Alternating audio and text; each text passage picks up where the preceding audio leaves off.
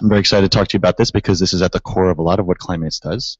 It's one of the reasons why we got involved in Climates and create Climates in the first place, is because we were so interested in climate negotiations, and we had participated in a simulation of the Copenhagen negotiations, and we were supposed to replay them. And when we did replay them, yes, we came up with an agreement that was slightly idealistic, slightly utopian because of the big Tobin tax that we had acted, but students had come up with an accord that was more ambitious and more successful than the actual Copenhagen negotiations, which we will talk about today.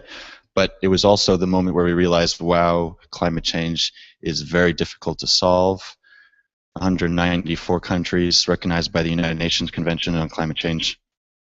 Negotiating together is not an easy task, and it's real in the sense that countries are being affected now, and the international community knows it, gathered by the UNFCCC and these COPs every year, and is not able to so far implement the right policies nor even act on them. So we'll talk about today what improvements in climate negotiations, what has happened in the last, we're going to go back as far as 40 years, but we'll mostly focus on from Rio 92 on all the way to 2014, and then we'll do some, we'll talk about the upcoming negotiations both in Lima and then especially in Paris in 2015. Just because I don't like always focusing on the big cities, it's actually at the Bourget, which is a little city right next to Paris. So the COP21 will be in the Bourget, B-O-U-R-G-E-T. All right. So if anybody says Paris, you can say yes, Paris, fine, but it's actually in a suburb called the Bourget, which is important because it's supposed to kind of revitalize an area that is actually relatively poor. And France has this whole decentralization issue and too much centralization on Paris. That's a detail, but you know, if we're going to study the COP, then we might as well study everything. All right. We have a nice tool on our website that is a Prezi that talks about the history of climate negotiations, the structure and the process of the Conference of the Parties. We'll mostly look at this one today. We'll use that one. We won't use this because we won't have time, but it's there so that, you know, these two I think are still not up yet, but they will be, and they were sent out to all the delegates in the first year of Climates' existence, right before the summit, and also very well done. Pretty comprehensive, and they've been updated. Okay. Learn to use the tools that exist out there. Just a quick, I didn't introduce myself really thoroughly last time I spoke to you guys, which was 2 days ago. I mostly work on national and European climate and energy policy. I do focus a lot on climate negotiations from my experience in Climates and then the simulation a few years ago, but I study climate negotiations very much through a lens of kind of interscale and what I like to call trans-scale approaches. That is, how do national policies connect with international climate policy? How do regional and municipal and just local governments in general implement climate policy starting from the international level? How does it trickle down? How does it trickle up? What other stakeholders are there besides the representatives of countries when they go to these COPs? And so I would call myself a light expert in climate negotiations, but I'm more able to answer questions on, well, how is the European Union, or how is France, because I work at the National Assembly now as of next week, but how does France deal with energy and climate policy?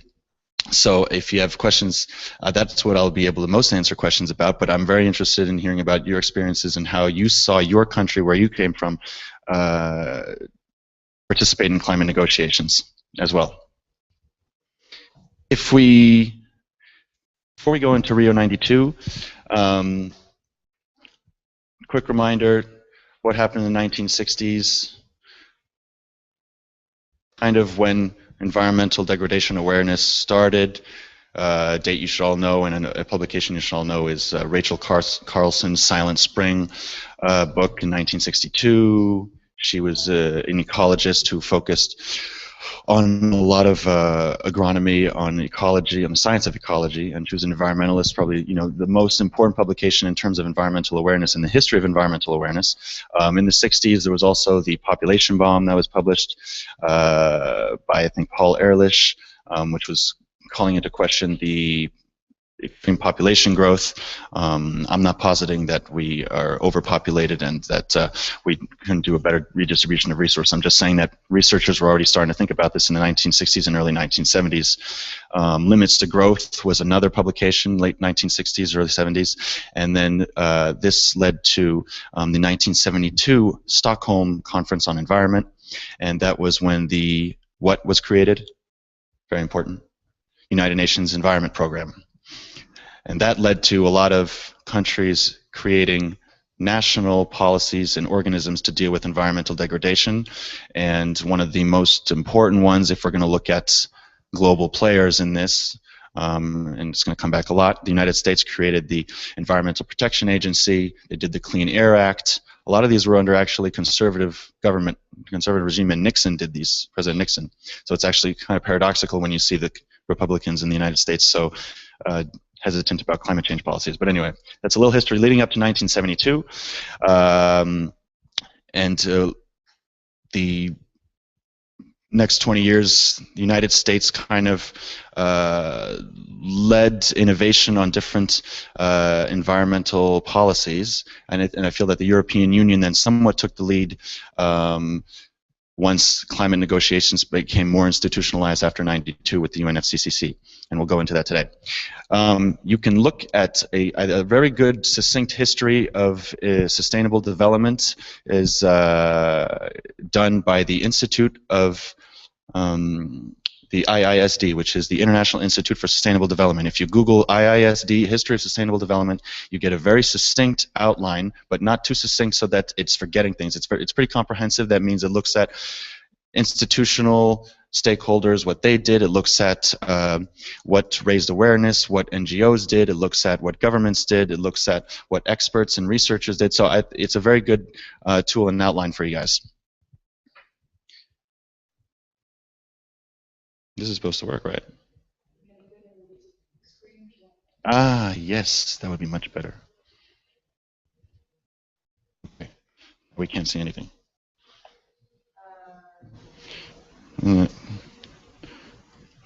Thank you for bearing with me, everybody. Whoa, wow.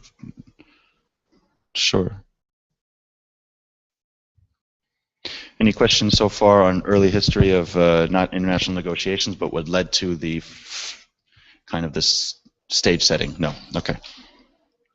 1992. What do we have in 1992?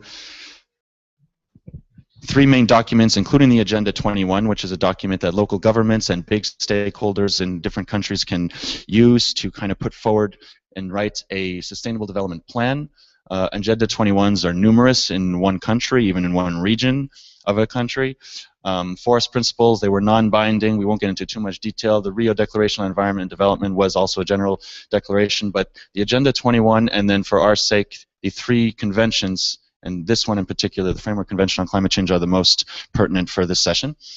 COPs meet once a year. You guys know that. I'm not going to go into too much detail about that.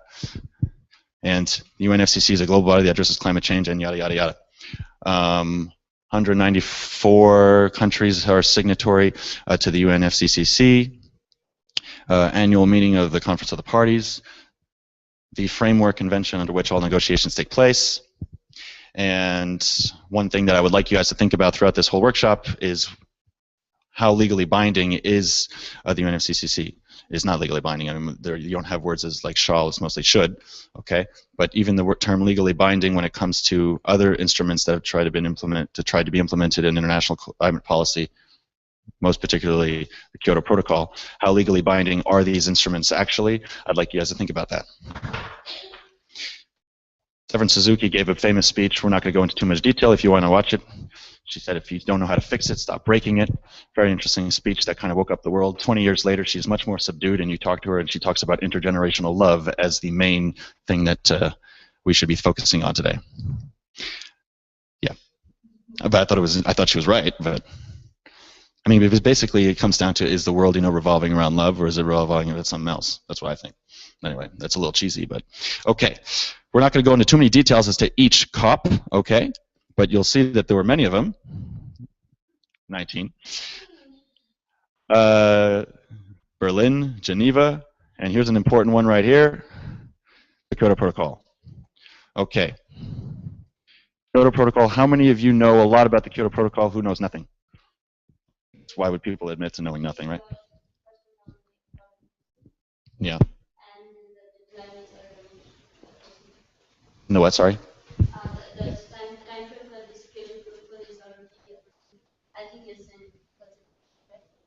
The 2015 is a date at which we need to come up with something that will replace the Kyoto Protocol, but it expires in 2020. And it had two commitment periods, 2007 to 2012, and then the second 2012 to 2015, I think. Yeah. Or is it 2020? Yeah, 2020.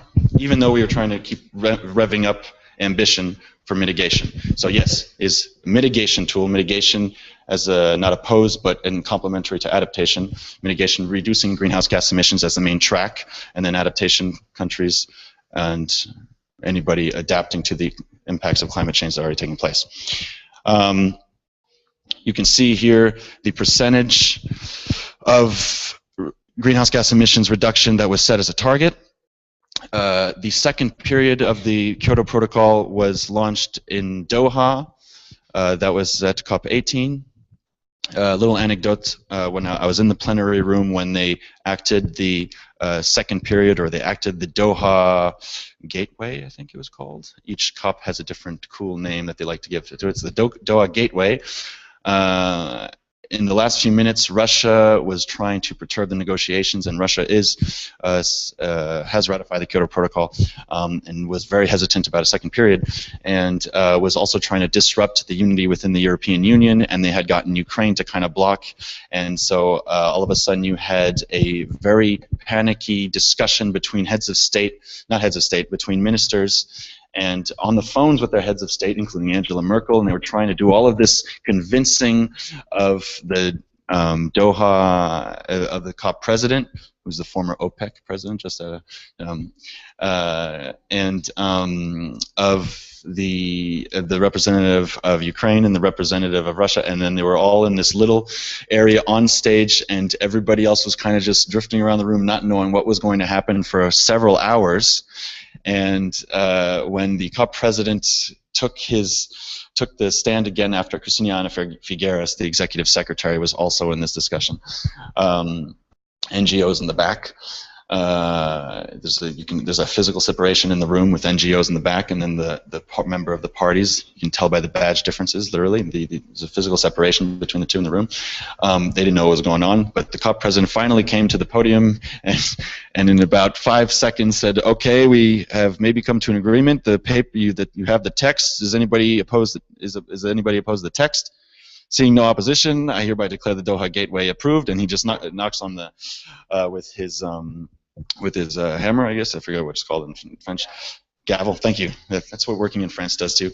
But it was actually a very funny scene where he had a very interesting perception of democracy within a plenary room on climate negotiations. But anyway, that was the second period of the Kyoto Protocol.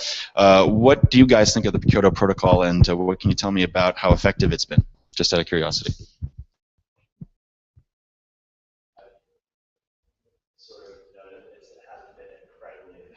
Mm-hmm. And a lot of people from the U.S. standpoint, and a lot of people sort of point to that the U.S. had never signed on to it. Yeah, never ratified it. Right. And one of the criticisms that I heard about it, well, actually two of them. One of them was that it's relatively toothless in terms of in which it can't. It's hard for these things to have some actual backing behind it to force people to do anything. Yeah. Because of sovereignty. The other thing that the criticism that I heard, which I thought was actually kind of well put, was that it asks for too little too quickly, which sounds strange, but it's one of those things. So the point was, if you're going to be ambitious about goals in a very short period of time to get greenhouse emissions down to a point where climate change becomes less of a problem, you really have to go for it all the way. You can't set an ambitious goal that's not actually going to help to the point that people need somewhere else. People see less. By the way, he didn't talk into the microphone, so I'm guessing his question wasn't. I mean, I don't. I just realized it. That's a good point. And what does that kind of imply in terms of getting everybody on board and having a policy that is universal and works because it is universal? I mean, I kind of answered the question, but it's encouraging what when you don't have a majority, at least, of emissions within the Kyoto Protocol, and the Kyoto Protocol with the countries that ratified it was less than 50% emissions worldwide represented. Less than 50. I think it was like 46, 47%. Please don't. I haven't studied these numbers in a little while. If I make a mistake on some of the numbers, don't hesitate to. I won't take it personally. Go ahead. It's 50% today. Yeah.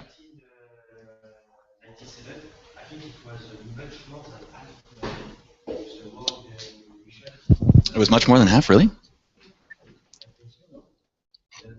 I don't mind you guys fact checking it right now, but I thought it was like 46 to 48% of emissions, without the two big. No, but you might be right.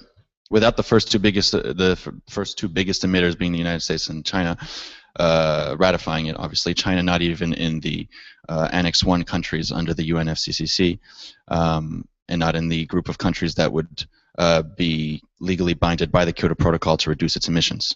So basically, I was just saying it encourages free riding to have a Kyoto Protocol that doesn't have a majority, whether it's an absolute or a 2/3 or a 3/4 majority of emissions, and it's basically carbon leakage is very possible and a threat to your policy when it is not universal. And that is something that is a goal for the COP21, obviously, is to have something that is absolutely universal.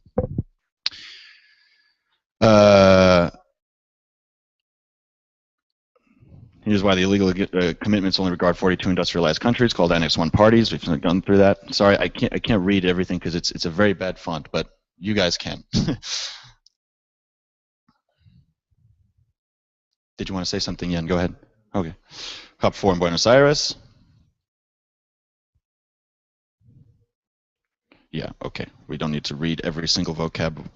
Each COP has its own personality in terms of the name of the accord that comes out of it.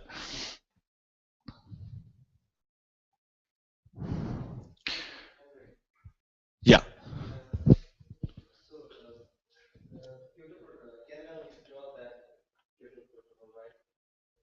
Canada did, yes. They had no chance of reaching their commitment targets. I forgot exactly what their commitment, but they had no chance. There's a clause in the Kyoto Protocol that explains how to withdraw from it. And if you do it in a certain timing, I think it is after 3 years, but 2 years, I think, before the end of the commitment period, you can withdraw without penalty. You pay. But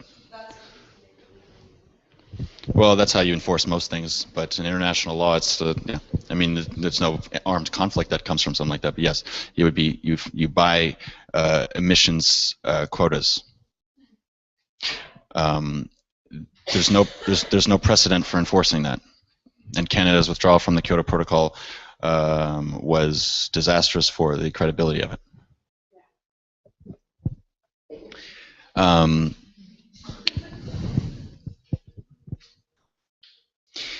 Whether there is a second Kyoto, I mean, there's a lot of discussion on should COP21 Accord look like a second Kyoto, because the mechanisms that came from it were interesting. The mechanisms that are right here, flexibility mechanisms came out of this Kyoto Protocol in the next 4 years. Just to give you a little perspective, though, that Kyoto was established at the COP3. It took another 4 years just to negotiate the rules and come up with the rules in the smaller frameworks that would implement the Kyoto Protocol, including these flexibility mechanisms, emissions trading, joint implementation, and clean development mechanism. We don't have too much time, but does anybody know what these 3 flexibility mechanisms are? Okay, emissions trading. The main types of emissions trading are the cap and trade, where you put a cap on emissions, and then you allocate different quotas, and then you trade them, just like a stock market, kind of. Called a cap and trade. What's happened is there's no global cap and trade today, but there are cap and trades in different countries, states within countries, including California, At the European Union level, there is a cap and trade. Okay. They have 7 pilot projects for cap and trades in different Chinese provinces or municipalities as well. Some economists feel that one of the options and one of the main options for COP21 is to link these cap and trade markets as a main way of doing carbon pricing and putting a price on carbon emissions. Joint implementation and the clean development mechanism are 2 systems of investing in low carbon projects and permitting avoided greenhouse gas emissions. Joint implementation between, if I generalize it, developed countries and clean development mechanism countries and investors from developed countries, industrialized countries in developing countries. Did that make sense? Yeah. If you are an investor in a developed country, you can, instead of reducing your own greenhouse gas emissions, you can obtain credits and quotas of greenhouse gas emission reductions by investing in a clean development project in for example, a energy efficiency or a renewable energy project in a country that is not in the Annex 1 and that is considered a developing country, so that you would have the effect of avoided emissions in that country. And that's why they call it a flexibility mechanism. It is to allow different stakeholders and countries to not necessarily have to reduce their own emissions and reach targets, but help others develop in a more clean way. These 3 flexibility mechanisms have had more or less success depending on who you talk to them. They are free market solutions, economic solutions to international climate policy that are very dear to a lot of economists, but a few flaws have made their implementation difficult.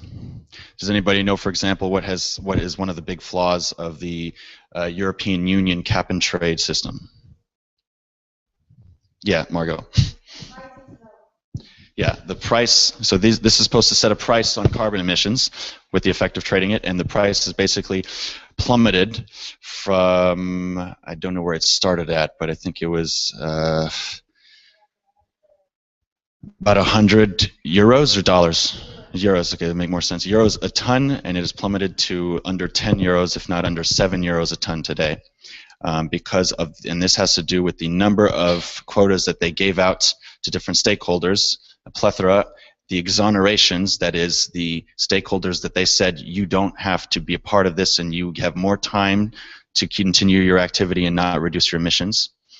And so there were just too many quotas out there, and then there was some fraud in the trading, including frauds that had to do with the sales tax, or the taxes on the transactions, rather, and it really hurt the system. And now there is a huge effort at the European Union Parliament and the European Union Commission to kind of fix this cap and trade system. The CDM is somewhat problematic because people found that the investments would often go to the country with the most stable framework and political will to develop clean energy projects. And I'll explain further. China basically got most of the investments in the CDM because China showed a lot of political will and a stable framework for investment, the money went where there would be a return on investment and a surety and a certainty that the project would develop. I'm generalizing brutally. People write theses on these different mechanisms, but the main message is that they were innovative solutions that were relatively consensual, that you could say maybe were implemented too quickly, although it took years to develop these. But in any case, they didn't anticipate some of the flaws that were trying to correct the externality of climate change in the economic system.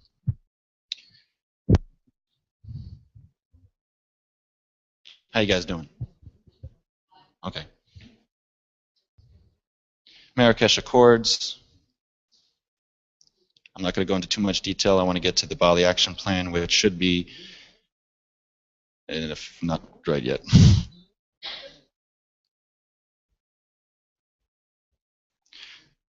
See, I like Prezis, but it's difficult to fast forward. Montreal Protocol, first conference of the parties, serving as the meeting of the parties to the Kyoto Protocol, which is a working group to. Once again, the Kyoto Protocol became one of this, it had an enormous stream, they call them negotiation streams of negotiations, and was very much the object of negotiations for the next few COPs, and all the ones ensuing, actually. The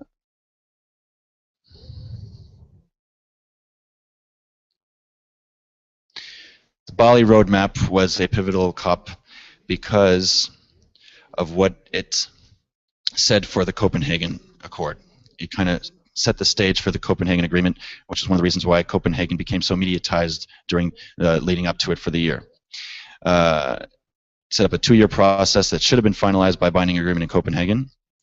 Agreement on a timeline and a structured negotiation on the post-2012 framework, meaning the end of the first commitment period of the Kyoto Protocol, was achieved by the Bali Action Plan. It also launched the Adaptation Fund and decisions on technology transfer and on reducing emissions from deforestation.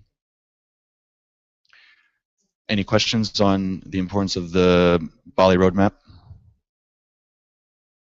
No. I'm not going too fast or too slow? Okay. Poznan, COP right before Copenhagen. They agree on principles of financing of a fund to help the poorest nations cope with the effects of climate change and improve a mechanism to incorporate forest protection into the efforts of the international community to combat climate change. All right, so Copenhagen. The infamous Copenhagen Accords. All right, I'm not going to read that, but you all remember that Copenhagen had an enormous buildup, was very publicized. The COP president, Connie Hedegaard, had insisted on the unprecedented political will to implement or to decide on a legally binding international climate policy. It beat all the records in terms of NGO participation, in terms of public awareness, and several things happened that disturbed or perturbed, interrupted these negotiations. The Danish presidency at one point came out with its own text that was additional to the text that had been negotiated on by negotiators for a week and a half. That disrupted things. The Danish president was replaced. I think the Minister of Foreign Affairs replaced Connie Hedegaard, who was the Minister of Environment. And the heads of state showed up the last few days to kind of save the Copenhagen Accord, which turned out, if you talk to many negotiators, to be a disaster in terms of the text that would come out of it, in terms of fluid negotiations.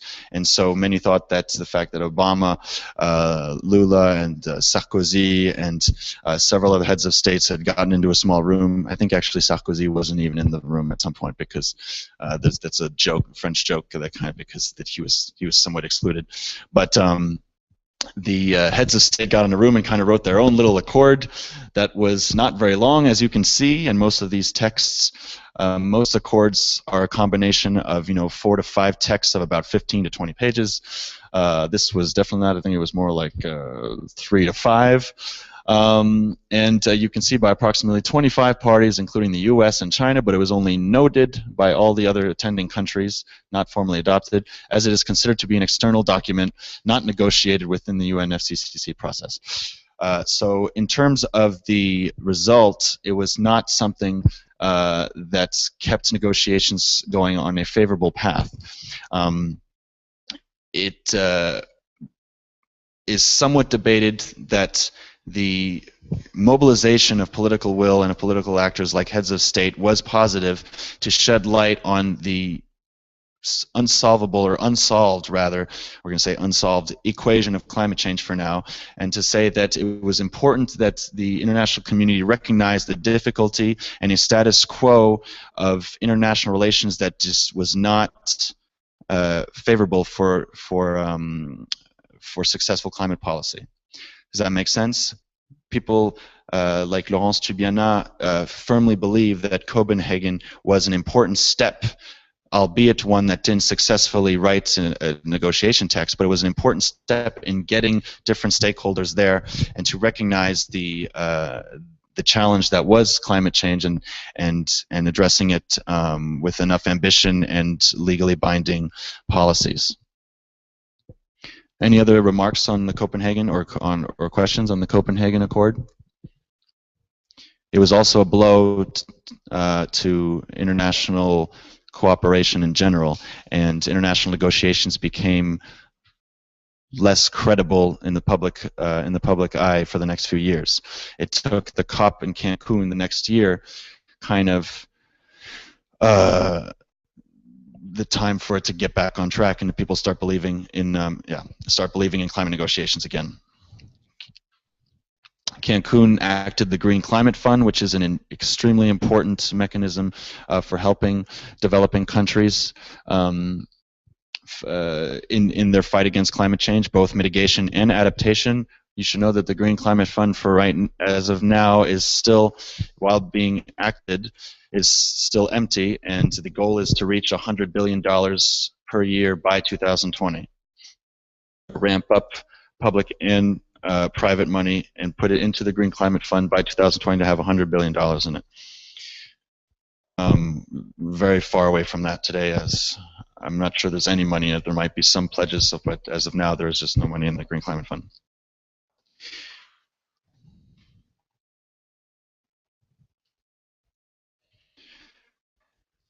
In Durban, what was important, the next COP, was the establishment of the AWG-ADP, which is the Ad Hoc Working Group for Enhanced Action. And that would be the working group that would work on the accord in Paris. So it started, then they started have a working group dedicated to the accord that would replace the Kyoto Protocol.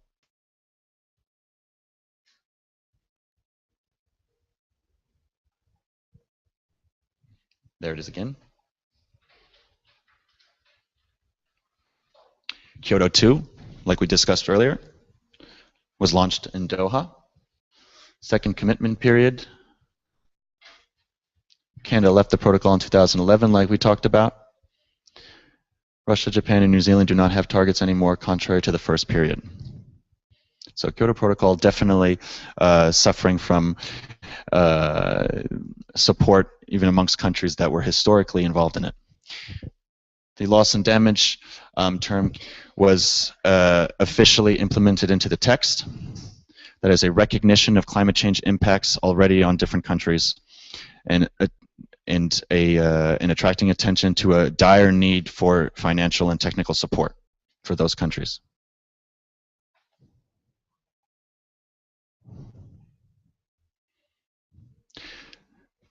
The next year, they established in that same line an international mechanism for loss and damage for technical and financial support, and the Warsaw Framework for REDD+. I won't go into detail about that. I'm not even an expert on REDD+. So Lima is coming up in the next few months. Does anybody know the dates? November 30th, December 12th thing? December 11th. Yeah. Okay. That is the end of this Prezi. That's a quick overview of history of negotiations. We have another half hour. I will introduce the discussion on COP21, and then we will get into the groups because we need to have time, right? Yeah. Okay. There are different theories as to what the COP21 agreement can look like. What should be noted is that there's a general consensus on the fact that it needs to be universal, legally binding, and that there needs to be a strengthening of what's called MRV, which is measuring, reporting, and verification. That is the system that already exists, measuring, reporting, and verification, but it is faulty in several ways. mainly one of transparency and of legibility, if we were to say it, so to speak. If you try to go on the UNFCCC website and understand the pledges of countries and their national programs and their contributions to the fight against climate change, is relatively difficult, and that's what it is.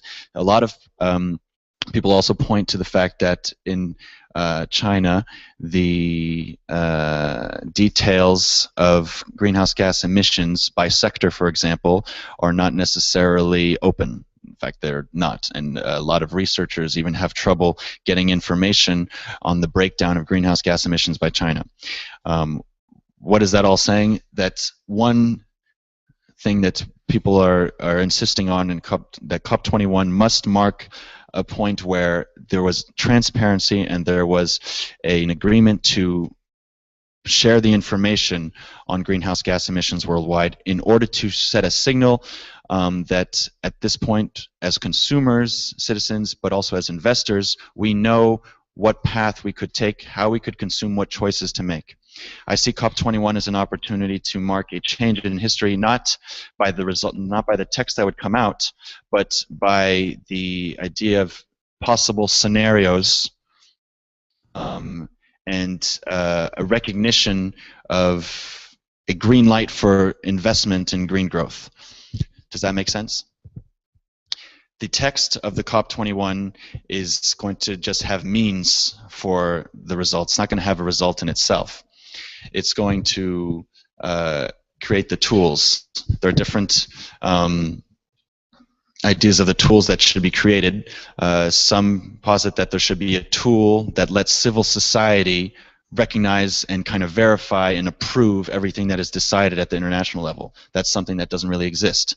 And civil society has probably lost a lot of influence in climate negotiations, even though they're becoming more and more involved for COP21. But after Copenhagen, they've somewhat lost influence, and the international climate policy and negotiations arena is often criticized for being so technical, so closed, because of the nature of the texts that are negotiated, and also because of the mandates of the negotiations that are of the negotiators that are already fixed before they go there. That public awareness, public participation, and the connection between citizens and international climate negotiations are difficult and are poor. And people see COP21 as an opportunity to kind of relaunch that and to recreate that link both between citizens, investors, consumers, and international climate policy, and kind of set a signal for new trajectories. Before we go into the workshops, does anybody have any questions or remarks about what they've heard about COP21 as of now? Because there's a lot of things that are already said. Yeah, Alexandra. Just the last thing you said. Yeah. Who actually, civil society, sees the responsibility, or is this actually what is said from decision makers if they want to include more civil society? I think that civil society has mobilized itself, and negotiators are very welcoming of it, at least officially.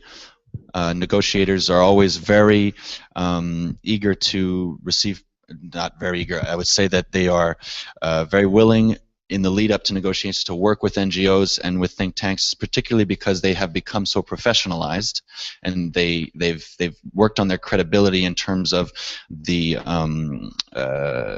scientific integrity of what they produce. For example, NGOs have become regarded as actors that provide expertise and not just activism.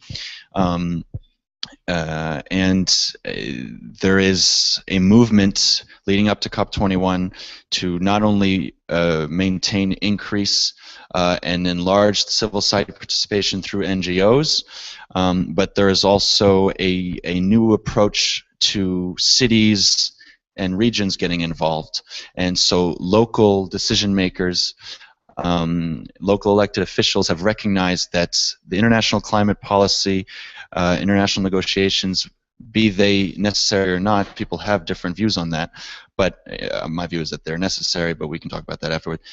They need to mobilize their local governments, their cities, and their regions within a country, because they're the ones that will implement the solutions. You can also say that about the national level, and there's a smaller movement to get national legislators, for example, involved in the international negotiations process.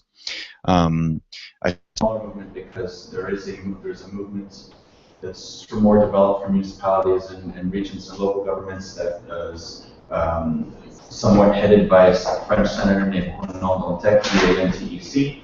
There's also an international organization called GLOBE, which is a coalition of international parliamentarians. And these are national legislators that meet to try and talk about how do we create a link between the national and the international level.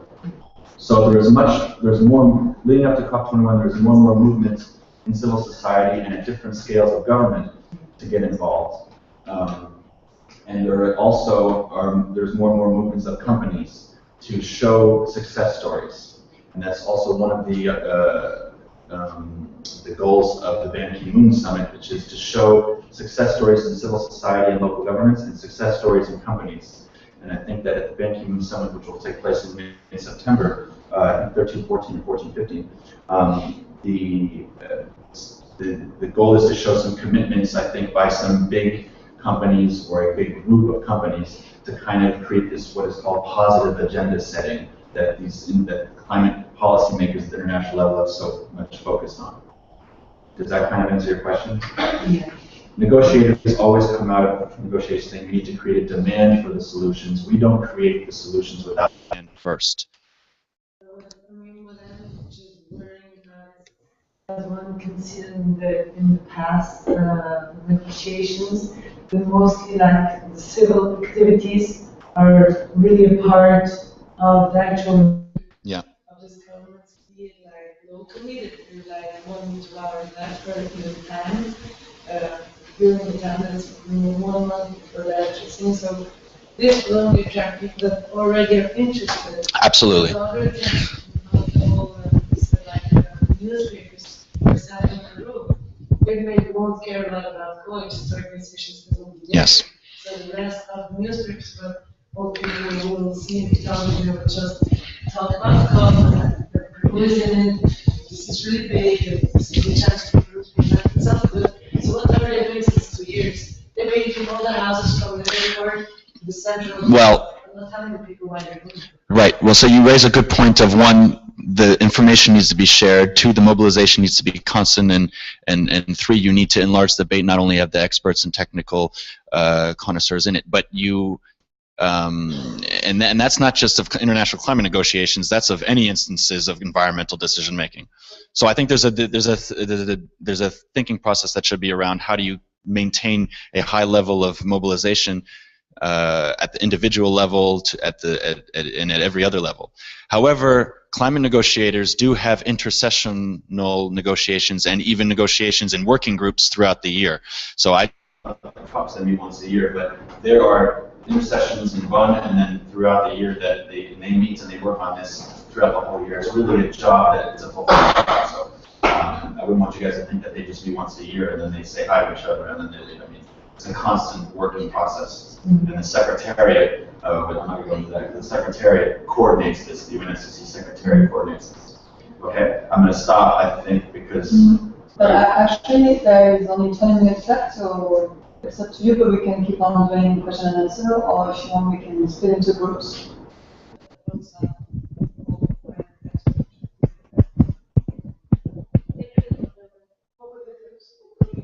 There is one on the civil society mobilization, one on the money and the private sector hearing, and one is being conducted in one launch of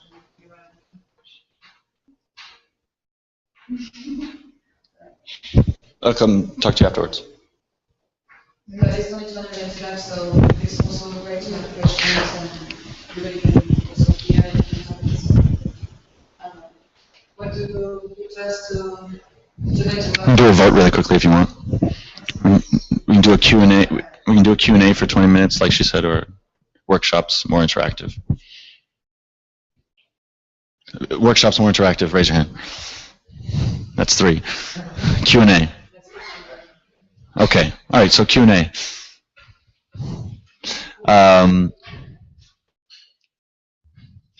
That's a good question on what relevance of the international. How do you make the international negotiations more effective, but also how you make your involvement in international negotiations more effective. Yeah.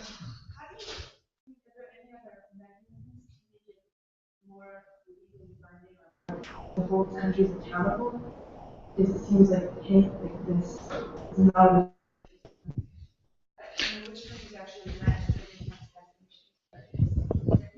Yes. Yes. For the first commitment period, I think the most, if not all, the countries, and except Canada, met their targets. Jan, is that correct? I think so. And then the second commitment period obviously is not over, but the European Union well on track to reach its targets. You also have the United States that is not in the protocol that insists that it will meet its target that they set before in Copenhagen, which was a reduction of 17% based on 2005 levels, and they insist that they will reach that by 2020. You have a problem of the base year, getting the same base year, and that's one of the issues in the text for COP21, because if you don't have the same base year, it's difficult to compare. And in actuality, if you look at the United States greenhouse gas emissions, if you compare their trajectory to 1990, which is when most countries of Annex 1 have put their base year, the United States by 2020 with a reduction of 17% compared to 2005 is actually increasing its emissions by compared to 1990. I'm not bashing on the United States, I'm just saying that you don't see that right away when you don't use the same base year, and that base times is a really strong negotiation point. Have countries enforce this international climate policy? Once again, I'm not aware of a precedent of enforcing an international climate policy on a country that has not met its commitments. There's no precedent, and Canada would have been an opportunity, but they within the regulations of the Kyoto Protocol withdrew. You can read about why they did it, and it's mainly an economic growth issue, because there's no decoupling, at least not sufficient decoupling between their economic growth and greenhouse gas emissions. Yeah. But just to mention, I think Japan did not meet its target. Even before Fukushima, they didn't meet that. And do you know, sorry, not an explanation, do you know what happened to Japan in terms of they were supposed to reduce their emission. right? Yeah. And okay. The reporting issue and the transparency on the emissions is essential, and that is something that absolutely needs to be fixed by COP21. For COP21. Yeah.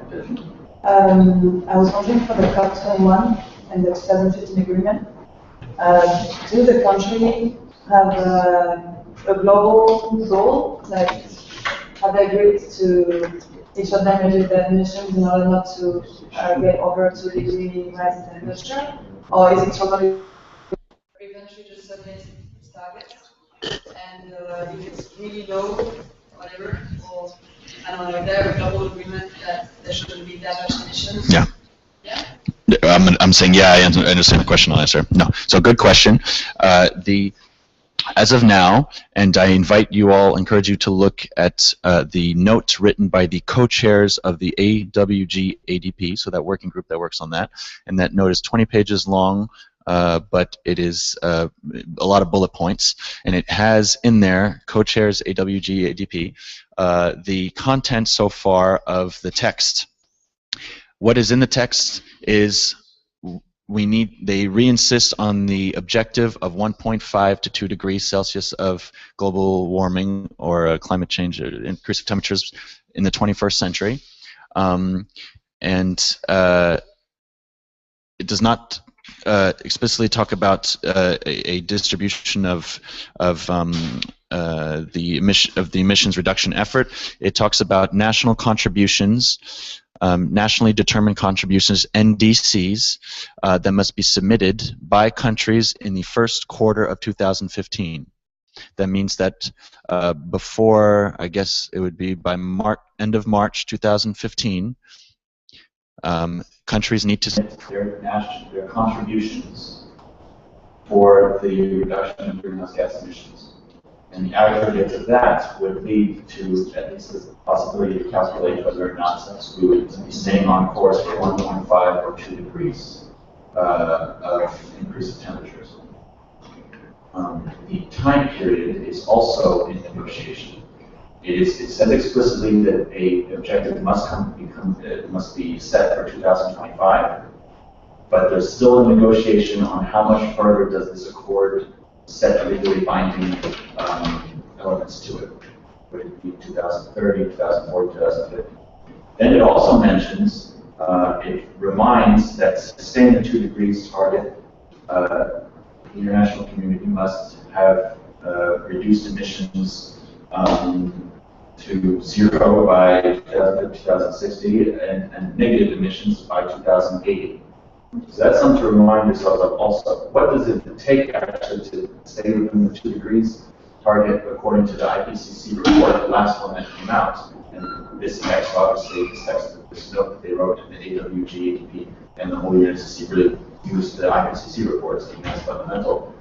What it says is that to be negative emissions by the end of the 2070s or 2080s in order to stay within the 2 degrees target. What does negative emissions mean? You're taking greenhouse gases out of the atmosphere, not just not emitting them. So it's much more difficult when you look at longer time periods to stay within the 2 degrees target than we actually think, even though we already think it's very difficult, and understand that if we don't act in the next 10, 15 years, very drastically, the 2 degrees target is much more, becomes much more utopian. So that's kind of where they're at right now. Yeah, and Roddy and then Nicholas. Yes. Some people say that negotiation, climate change, these things are worthless. Yeah. Like they argue that US don't want to cut emission. We just want to be the world power. We just want to remain in the world power because right now US is the most economically developed country. So you want to check other countries like China, India, who are emerging and who are developing countries. So in the name of negotiation, US want to control their emission, and if they control their CO2 emissions, then they will have a less economic development, and US will be the world power always. So is it what do you think about that?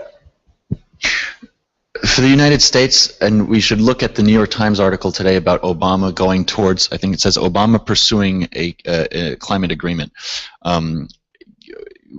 To look at the political context to understand how much will the United States actually do leading up to COP21.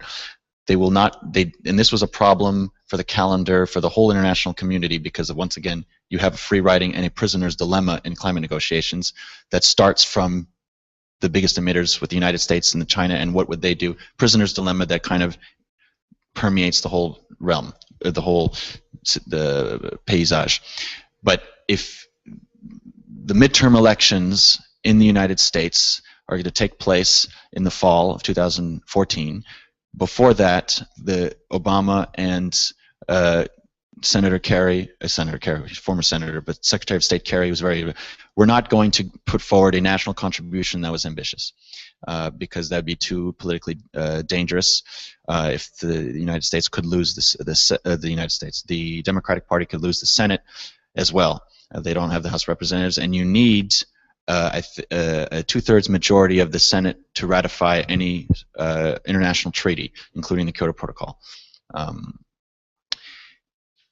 It is, however, notable that Obama has a strong political will to try and override or go around the Congress and have strong climate policy domestically, somewhat internationally. In his big speech right after his inaugural address in his second election, he talked about climate change and put forward his climate plan for both the United States and international cooperation. It was mainly bilateral cooperation with China that he talked about, and then ending investment in coal-fueled power plants in the world that didn't have carbon sequestration and storage. But it wasn't a plan to embrace international cooperation in general. So I'm always wary of what the United States actually wants to do, even with Obama, that understands that in his legacy, he absolutely needs to be the person who tackled climate change. So yes, that weakens negotiations very much, and has a big effect on what developing and emerging and then even other developed countries would like to do. However, China's political will is also a certainty because of the situation of pollution domestically, which is a driver for them to be very ambitious on international climate policy as well, and to diversify and reduce their growth and diversify their economy. So the United States and China, you can expect kind of you have a fork that you can expect low commitments, but also some surprising ones. And recently, they have both demonstrated a will to be relatively ambitious. India has done less. Australia has done less. Australia has even invited the UK to join this conservative alliance. So international and the European Union has lost leadership as well. So I think that actually gives some kind of hope to the COP21, because I think we're at a level where there's no more leader, and if the positive agenda setting is done by other actors, and this Ban Ki-moon summit is very interesting because Ban Ki-moon understood, I don't want the heads of state showing up in Paris. I want them to get ready and to understand this at least 7 to 9 to 10 months before. There's a possibility that we see some high ambition from these negotiations reflect the accord. Now, once again, the international climate negotiations, in my opinion, are the end of a chain, and they're not even the highest level in terms of the decision making. And if nothing, if the momentum and the framework is not set before, and then even afterwards, and I think after COP21 is even more important, I don't think that negotiators will be able to do much. They are writing the text for Lima. The goal is to have the text done by Lima, a draft text that they negotiate on COP21. But they always submit the texts at least 6 months before, and that's an obligation before the COP. So that's not groundbreaking either. Did I kind of answer your question? It does come down to how. I've had negotiators say to me, I think if China and the United States are ambitious in the agreement, all the rest of the countries follow. I think that is less and less true. I think the window for that staying true is smaller and smaller because of the place that emerging countries are taking. But I do still think that it's true for a little while. First, just a quick fact to mention that according to Wikipedia, Japan.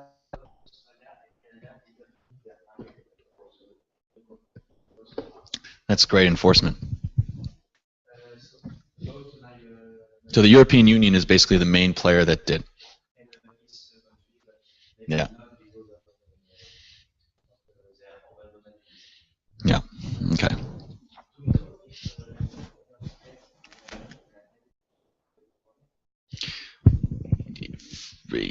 Oh, no, I don't know. I mean, I think that people in the cabinets of these heads of state don't know.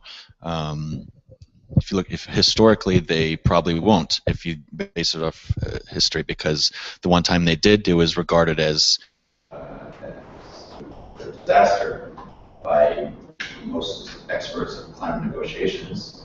And in Rio +20, even though there were many heads of state, the United States heads of state was there. The European Union only had 2 executive leaders there, including Barroso, who was the European president of the Commission, and then François Hollande went there. But heads of state have not been mobilized in COPs recently since Copenhagen, and I think the Ban Ki-moon summit is supposed to kind of substitute the presence of heads of state at a large event like the COP21. At every, but now at every major milestone concerning the climate negotiation, civil society Yeah. Yeah.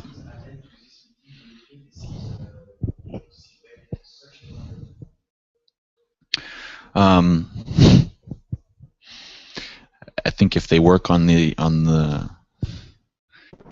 I think so, actually. I think that what happened in Copenhagen was a disaster, not because they were there, but because it was done so hastily and in a group that wasn't representative of the international community.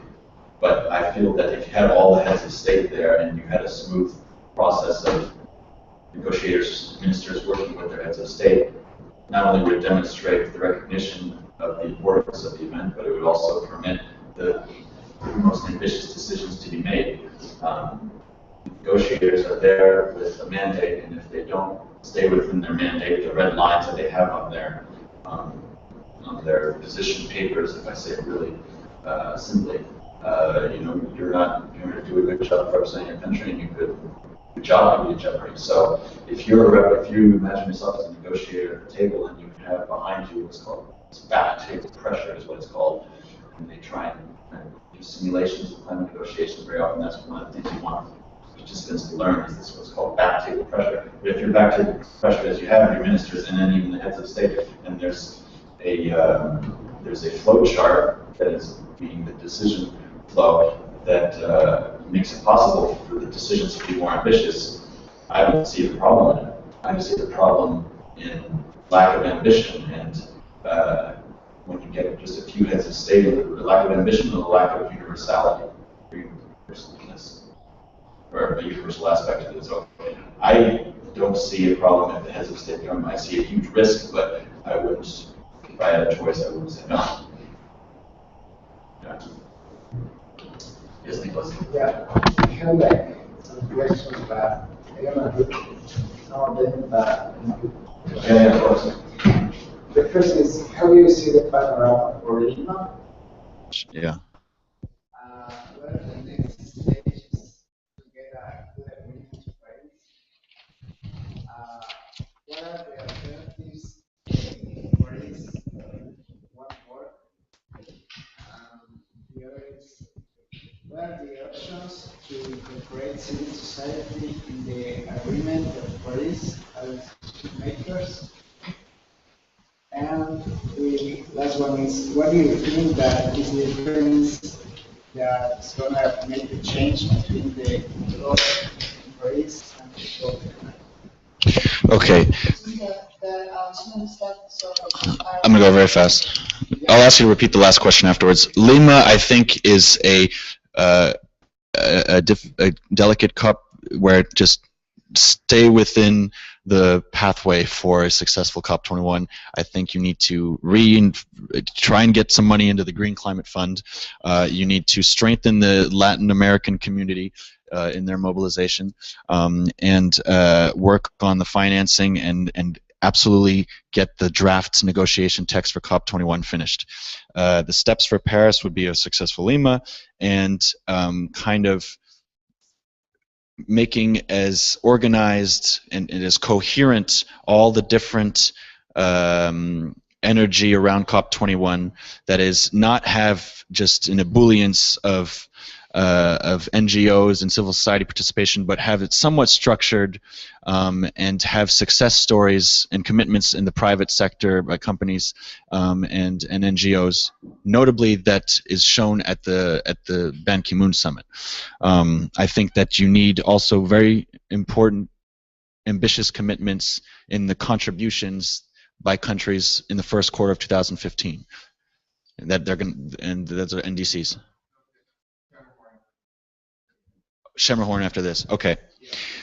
Sorry, and then you had other questions. If Paris doesn't work, then there's another COP in Africa afterwards.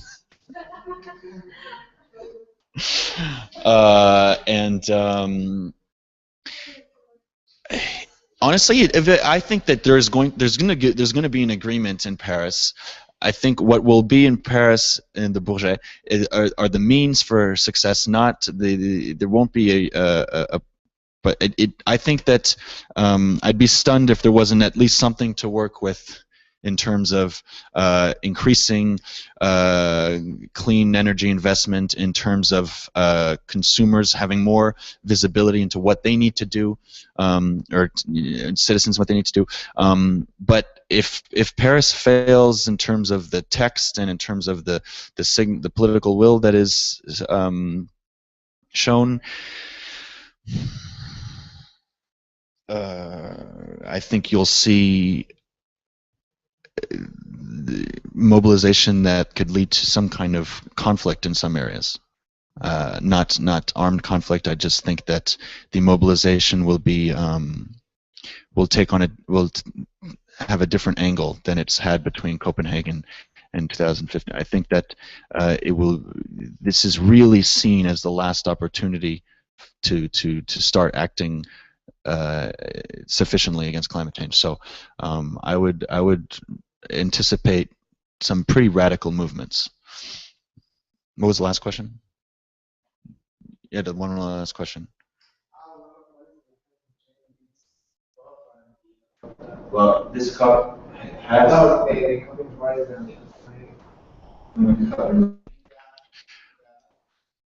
Well, Copenhagen was before. Copenhagen was had negotiations that would not look for a replacement of the Kyoto Protocol.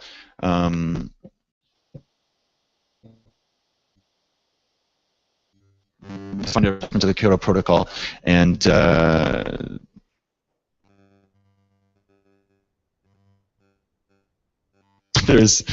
are a lot more mechanisms there are more mechanisms that exist. We have the loss and damage term introduced, the Green Climate Fund. Yeah.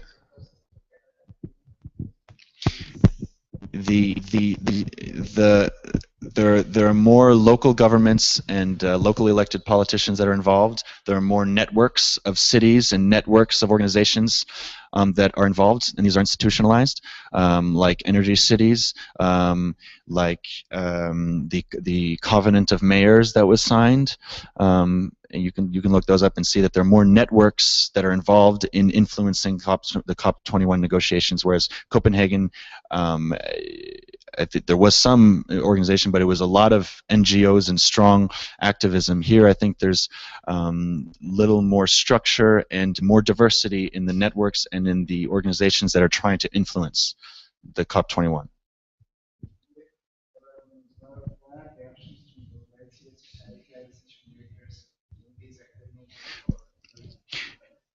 There are side events that have that's a phenomenon that's existed for a while in COP. Side events where civil society researchers and the NGOs participate. So that's during the COP. There are tactics to influence during the COP as well, such as social media, etc. I would say though what is most important is in civil society becoming forceful before negotiations, and organizations like Climates demonstrating that not only do they understand the stakes, they're getting more and more people involved in the activism, and the links between the local, national, and international levels are reinforced, because it's important for the confidence in international climate policy to be regained and to remain. There are members of civil society in the delegations that are representatives of their country. They don't usually participate in the highest level decisions, but there are members of think tanks that have party badges that are in the delegation. That's one way, and you can also be influencing from the exterior. I think you need to do a combination of both.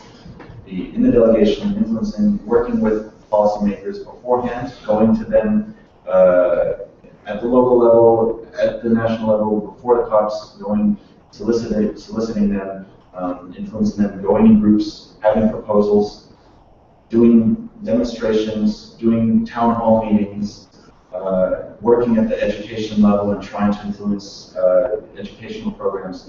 And then during the COP, I say it's almost too late, but there's no reason to not maintain that level of pressure during the COP as well. Climates has an enormous role in that, not an enormous role, but it's an enormous opportunity and responsibility for climates to be very involved. But as well for any youth organization. And I think that what's important is to break down the barriers to the debate on climate change. That is, break down the barriers of who participates in it. And it's not just people that are traditionally interested and well-versed in climate change issues. I think you need to get people that are not necessarily involved in it and start asking people around you, what does climate change mean to you, and do you feel that you should be involved? And if yes, and most of the time will be yes, are you ready to get involved?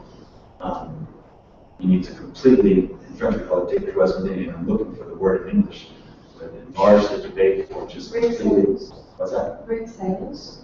Yes, you need to break silos.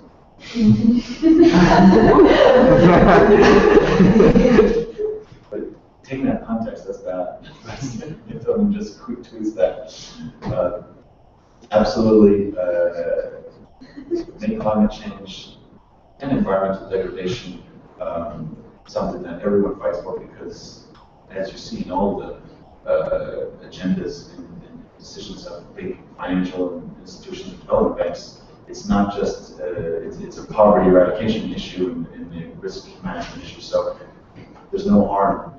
There's only opportunity and logic in getting absolutely everyone involved. But that's a constant activism. Negotiations are the last piece of the chain. Yeah, just a reminder as a conclusion. The document Henri used for this presentation is a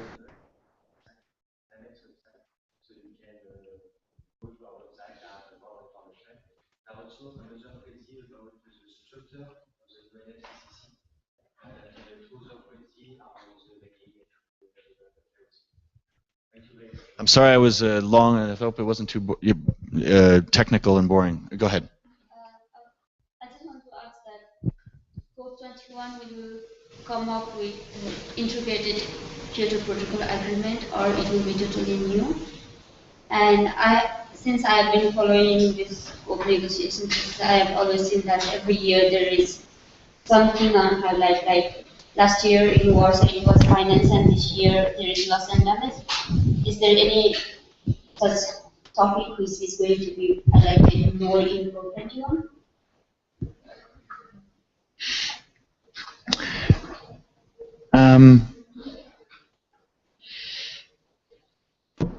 Because Kyoto Protocol is like going to be is.